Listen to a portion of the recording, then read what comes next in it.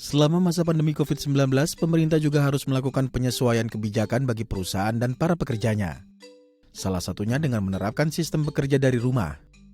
Sistem ini memiliki banyak tantangan dan harus dibarengi dengan strategi yang tepat agar para pekerja tetap produktif dan memiliki kinerja yang baik selama masa pandemi ini. Menurut Ketua Bidang Ketenagakerjaan, Vokasi dan Kesehatan BP HIPMI, Sari Pramono, tantangan yang paling besar yang dihadapi para pekerja di masa pandemi yakni tantangan psikologis, terlebih karena perubahan suasana dan tuntutan untuk segera beradaptasi terlebih bagi karyawan yang memiliki multiperan sebagai orang tua. Di masa pandemi ini banyak sekali ternyata tantangan dari perusahaan juga untuk melihat bagaimana nih perusahaan supaya tetap produktif dan efektif. Nah, kita melihat menjawab ini dengan di bidang 9, kita di bidang vokasi, ketenagakerjaan dan kesehatan, kita memiliki program yaitu HIPMI Academy dan HIPMI Job Center. Tapi HIPMI Job Center dan HIPMI Academy ini dua-duanya saling berdampingan. HIPMI Job Center ini adalah di mana kita membuatkan platform untuk bertemunya antara pemberi kerja dengan pencari kerja. Dan banyak sekali teman-teman di lingkungan HIPMI ini yang juga membuka perusahaannya dan peluang. Tantangan meningkatkan kinerja tidak hanya berlaku bagi karyawan yang sudah memiliki pekerjaan, namun juga dibutuhkan bagi para pencari kerja. Menurut Sari, antara perusahaan dan pencari kerja kerap kali terdapat kesenjangan, di mana kualitas yang dimiliki para pekerja tidak sebanding dengan kualifikasi yang diinginkan oleh perusahaan.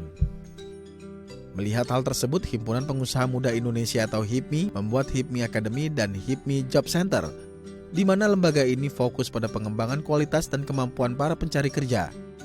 Tidak hanya sekedar pelatihan hard skill, HIPMI Academy juga memberikan pelatihan cara mengelola sikap, ketanggapan, serta kemampuan-kemampuan untuk bersifat adaptif yang harus dimiliki di masa pandemi. Bisa dikatakan kita sudah terlatih untuk era disrupsi, digitalisasi. Itu kan artinya adalah suatu perubahan way of life kan.